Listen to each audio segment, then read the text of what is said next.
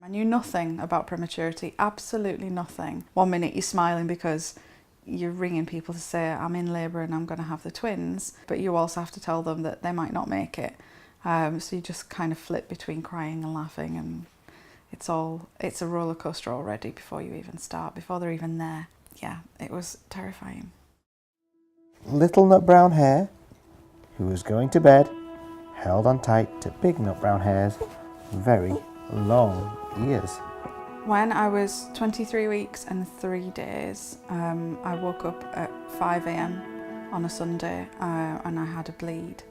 And it was quite small, but obviously I'd lost a baby before and I'd been told to be really careful. I was seen straight away and immediately told that I was so far into labour that nothing could be done to stop it. I didn't even get to see my babies.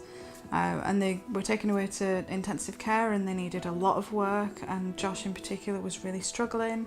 And it was 4.5 hours before I got to meet them.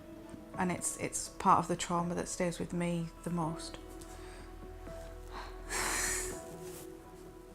They were about the length of a Barbie doll and they kind of look a little bit like aliens. They don't look like normal babies yet. Their skin is almost see-through and they still have the really fine hair on them that babies do in the womb because they're not old enough to be born yet. Big nut brown hare had even longer arms. But I love you this much, he said. When Josh was 9 days old, we just had a talk with the consultant about how in premature babies it's really common for them to perforate their bowel, and that's very, very serious and can be deadly, and they need an emergency operation to take care of it. The hospital that we were in didn't do that surgery, and it was a long couple of hours of the consultant literally ringing around different hospitals begging them to take him. And eventually the RVI in Newcastle answered and said that they could do the surgery, and that would mean Josh transferring to Newcastle Hospital while Darcy was still in North Tees, and we had to choose which baby we stayed with. And that's the hardest thing I've ever done, is leaving Darcy behind. I love you as high as I can reach, said little nut brown hare.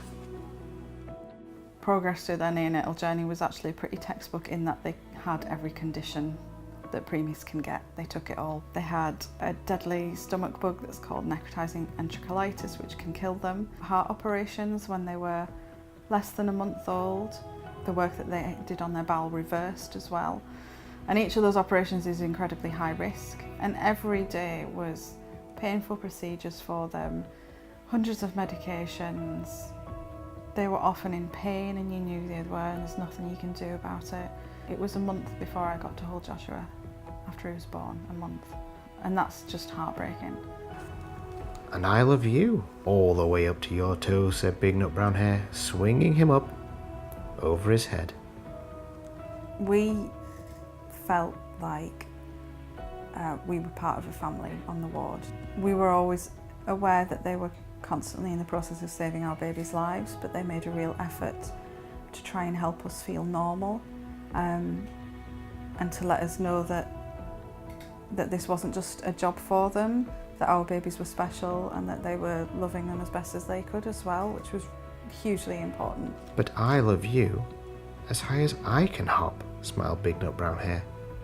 The first time we were introduced to Tiny Lives was on the ward, where Sue, who was a really important nurse in our journey and looked after Joshua, said to us, "I'd like to introduce you to the social worker." Panic. Oh my God, we don't need a social worker, we're good parents, I promise.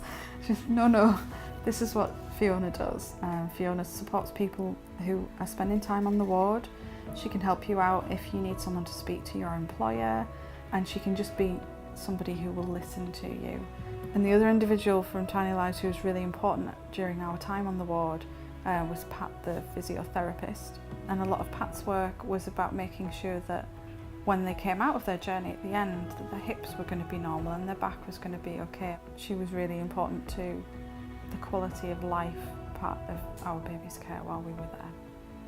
I love you all the way down the lane as far as the river, cried little nut brown hare.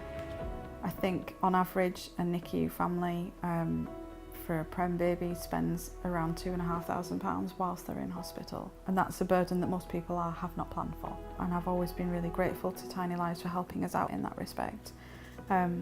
They contributed financially to helping us get train tickets for Adam to get back to work because he had to travel back and forth between the hospital every week and home. And they covered our car parking for us, which would have been around £90 a week, I think, and would have just taken what little was left of my maternity pay would have been gone just on that.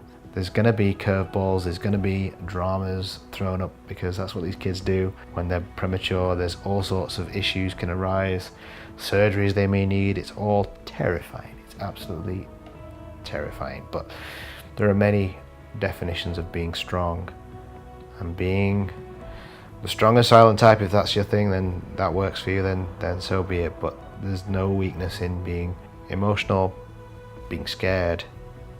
You're supposed to be scared. Then he lay down close by and whispered with a smile, "I love you right up to the moon and back."